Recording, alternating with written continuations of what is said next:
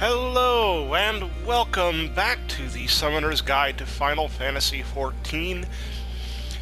In this part, we are playing the first of the 24-player raids in patch 3. In the Heavensward series, released in patch 3.1. We have the Void Ark.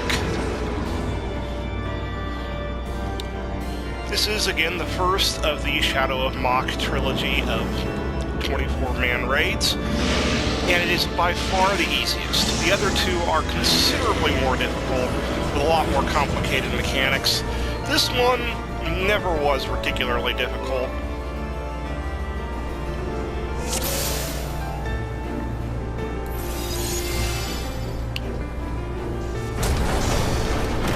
It was slightly challenging the first week it was out, but after that, really, this has never been a challenge. But there are still some things you're going to need to know about this dungeon. So we'll get to that as we go. First of all, the music. I love the music in this dungeon.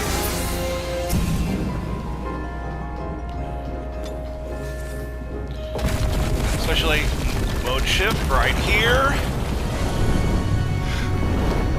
That nice shift into major, just, ooh, love it. Love it! But I need my summon. Oh, I know what happened. I was, running, a duty roulette, and I got stupid and died. I lost my summon.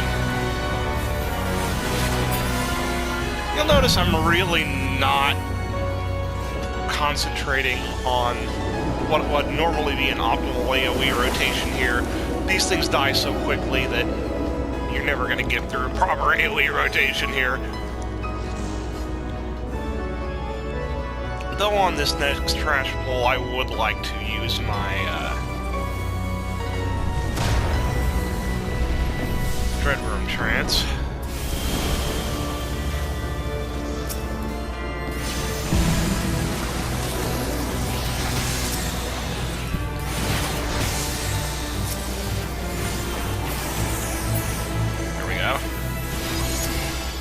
Give me a few more abilities to work with on the next boss fight, and it'll allow me to keep my ether flow recharging.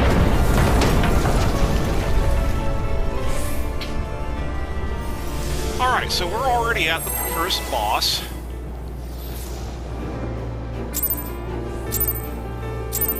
Yeah, I can already tell right now I'm going to have to skip the cutscene before the end boss, because these guys are not wasting any time. Alright, so Cetus. Like a lot of bosses that I've mentioned recently, it's kind of good to stay in mid-range, not too close, not too far, so that you can deal with the attacks as he throws them out. And DPS is to the point now where you're really going to push your way past most of the mechanics that matter. When immersion comes out, those little bubbles appear, get away from them. He's going to jump before long, that's why I'm not going to Dread Room Trance quite yet. There he is. You cast Symbiosis, and he will disappear. Eventually. There. He will target one player with a dive bomb marker. That player should try to run around the outside of the arena so as to not hit... Oh, that would be me. Okay, I think this may be the first time I've ever been affected by this mechanic. Run around the outside so that his dive bombs are fading toward you rather than the rest of the party. If you're not targeted by the dive bombs, you should take out the ads. When he jumps after the ads are done, get in close to him, because that electric whirl is going to hit everybody but close range. At this point, you need to kind of watch where he's dropping his AoEs, because when he goes to his circle AoE,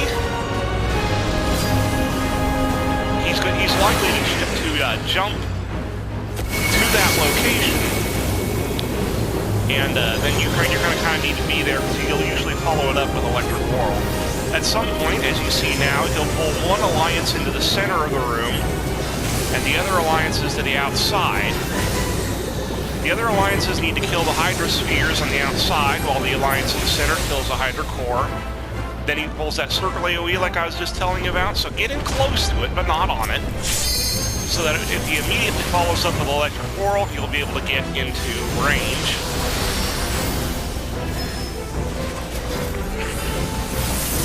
At this point, you've seen everything you're going to see in this fight. I was actually very pleased that I got targeted by the dive bomb mechanic, so that I can show you how it works. I think that might be the first time in all the times I've played this raid that I've actually been targeted by that. So, it's very fortuitous that I got to show you how to properly deal with that mechanic. Because some people don't know how to deal with that mechanic, and they run the dive bomb marker right through the middle of the party. I don't want to tell. They run the dive bomb right through the middle of the party and end up killing a few people. Again, not a big deal, because none of these bosses are really hard anymore, but don't kill your party members. Don't kill your alliance members. Just don't.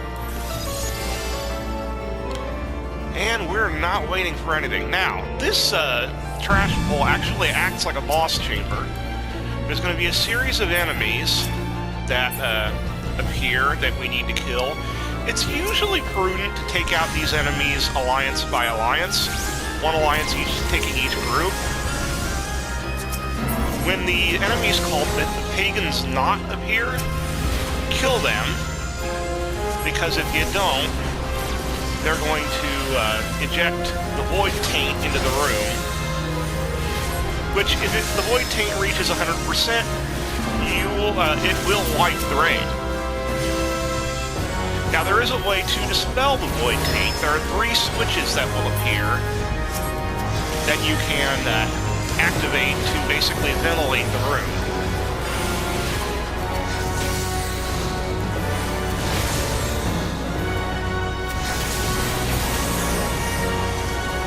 There's a not being targeted. So now we have some taint.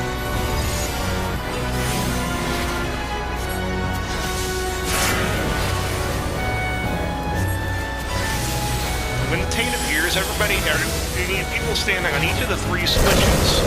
That will clear the air. You then need to get off the switch because it will short circuit, and you'll take damage if you're standing in that area.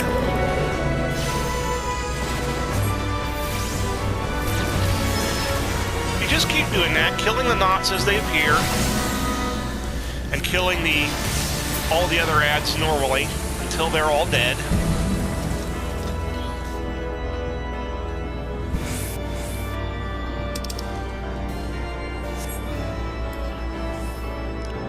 Alright, now we're at the second boss, or will be shortly. And whoever's main tanking this is not waiting for anybody to show up before they tank. Part of me is always tempted when this happens for the rest of the raid to just stop before the room enters and let the tank die, but we're not going to do that. Like, that will teach you to wait.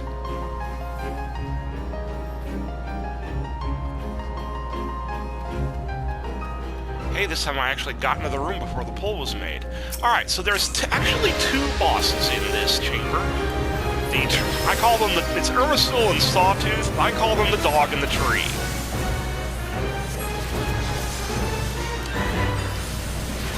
Now, when you start out, I usually start out in tanking, or in attacking the tree.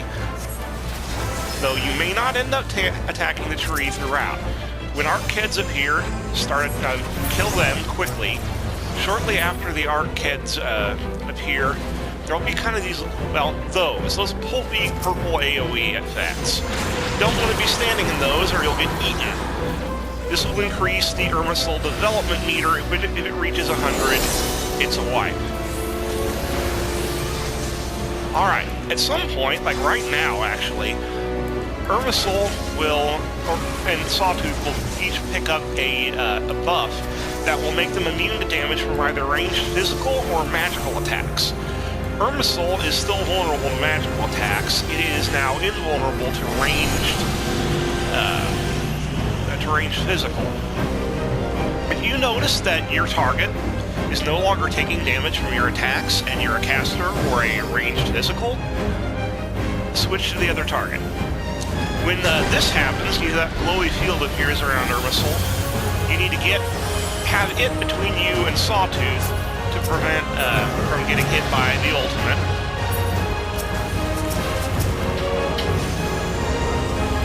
Now, Irmisol and Sawtooth are very much like are very much like Typhon and Ultros in their battle, where they technically share a health bar.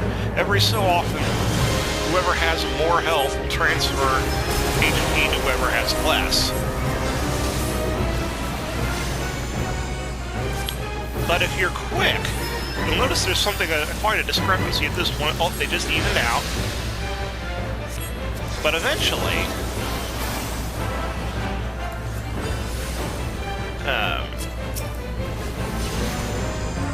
you'll manage to take one of them down, and when one of them goes down, the invulnerability goes off of the other one from the range or caster attacks.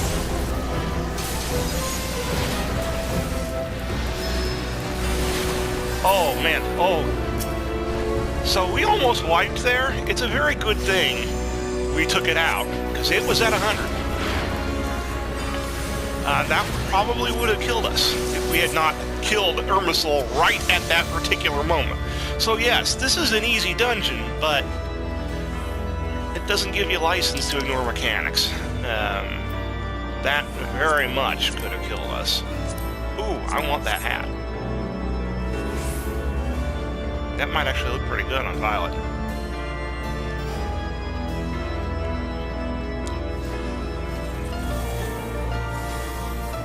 And that meter will grow whenever it eats one of those bugs that you need to kill, or if it eats a player. And it eats it by anything basically getting caught in that kind of purple pulpy AoE effect. So, long story short, don't get caught in that AoE, and don't let any of the bugs get caught in that AoE. Again, we won by attrition, and that's a very good thing. I think a few more seconds, and we might have wiped.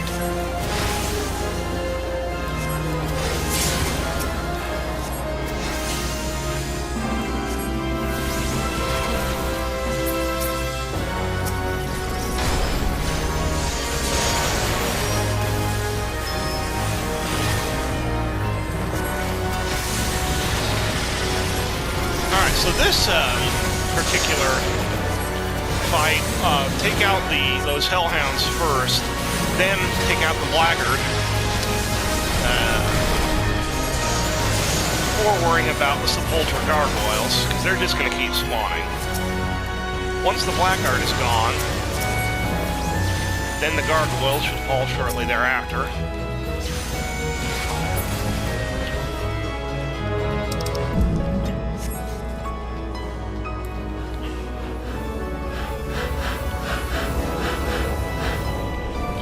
Alright, now on to the third fight. This fight actually was quite challenging week one.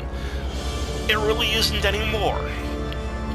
But week one, the mechanics in this fight were the mechanics in this fight are actually very interesting. The problem is, it did not take very long for DPS to completely outweigh the mechanics and basically just push through everything so fast that the mechanics really became irrelevant.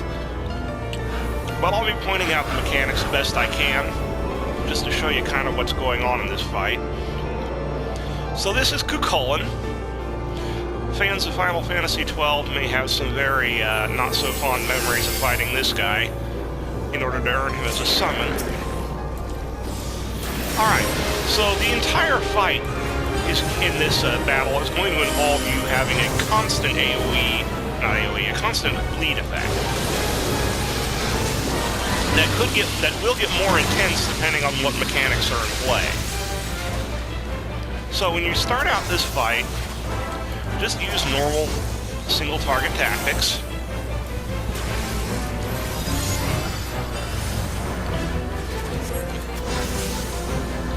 And I think this first technique is actually technically timed, but usually we see it happen about 50%.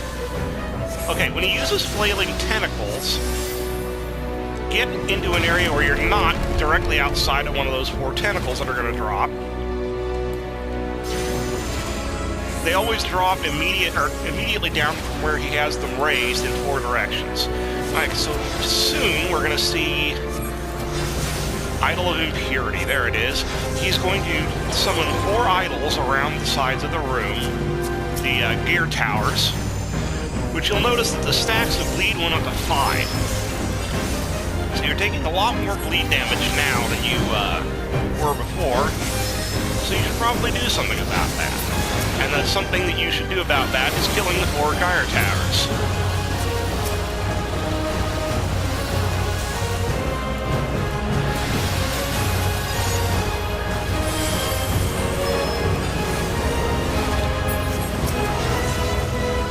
Now, when you get Cuchulainn down to about 25%, you're going to notice he just isn't taking any damage anymore. And he's going to use an ability called Void Pact to summon 4 adds around on those 4 raised platforms. You need to kill those adds, because eventually he's going to try to use a cone AoE on one quadrant of the room and suck up everything in that quadrant, and he'll get a buff for everything he sucks up, including that Uvar. So either kill it or draw it out. Now eventually he may use an attack called Bile Below, where he'll cover the entire arena in this green goop.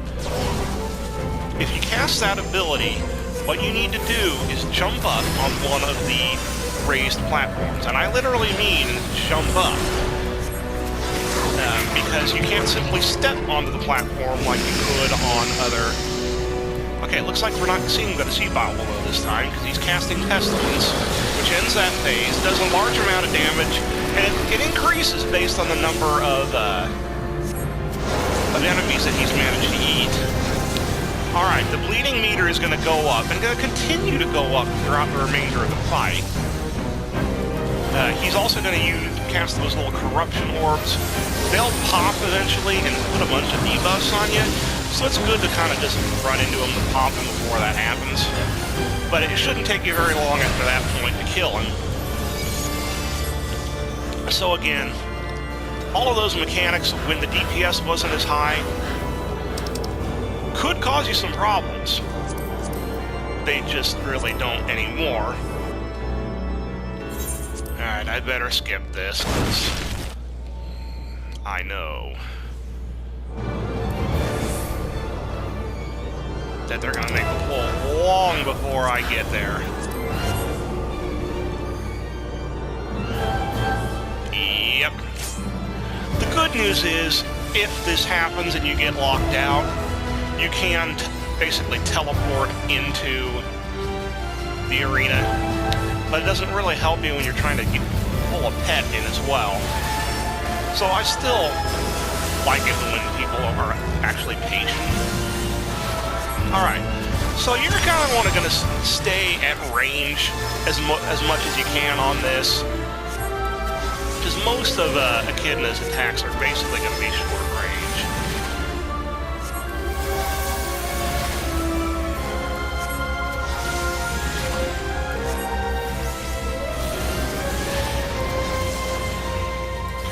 You'll focus your attacks on Echidna best you can until she does that. Okay, that's a stack marker, which means you're trying to stack up on the player with the marker. That gets a little difficult if the person with the stack marker is running away from the party.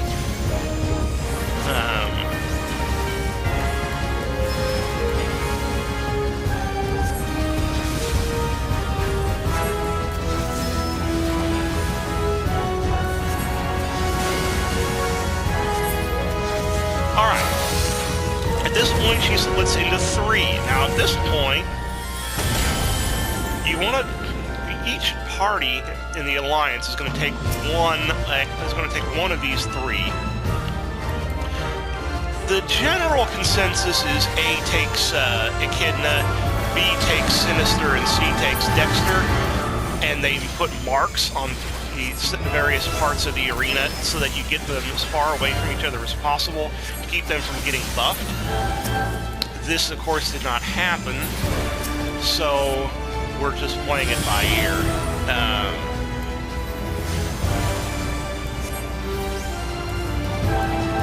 But again, technically, the way this really ought to be played is you put down marks, each alliance takes one of the three, holds them as far away as possible, and kills them each individually.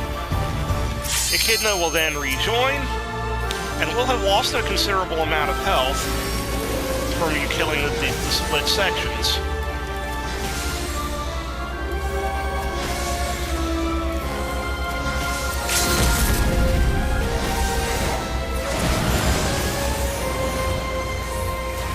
Now, she's going to do that one more time, or at least she might. It's technically possible to kill Echidna before she does the next split attack. We're going to see if that actually happens.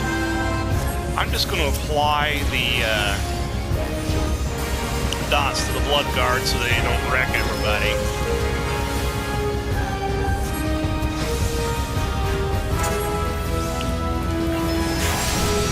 I don't know. Let's see what happens. Of course, I didn't pay attention to the fact she used petrifaction. When she does that, you need to turn away, or else you get petrified like I just did.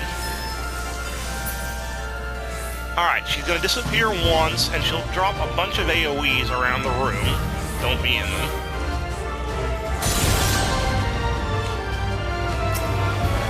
Alright, now we have a few seconds. Put out as much damage as possible on Echidna before she does her split. Let's see if we get it off before she splits. Nope, she split. We got close that time. Alright. So, again, pull the three as far away from each other as possible. Turn away from petrifaction. I'm pretty sure I turned away from that petrifaction. But apparently I didn't turn away in time. I mean, even look! I'm clearly looking away. Ah!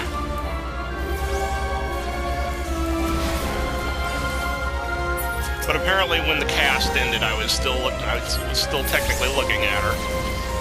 Again, I'm calling shenanigans. I'm fairly sure I got out of time, but now she should be at basically 1 HP, so...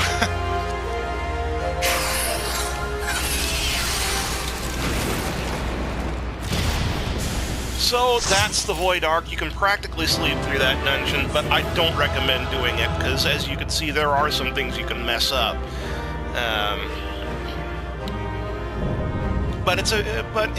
Regardless, it's fairly easy. Now, the other two dungeons in this 24-player series are considerably harder, and even with the higher gear, you still need to make sure that you are. Oh, I didn't get that one either. Dang it.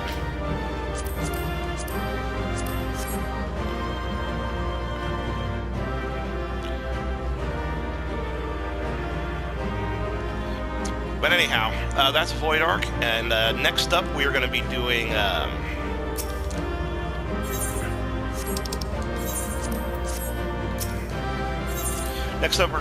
the two 4-player dungeons of the 3.1 series, St. Mosian's Arboretum and Pharaoh's Serious Hard Mode, neither of which I've played in a long time. So these ought to be pretty fun videos. I'm trying to remember what the heck is going on in these dungeons.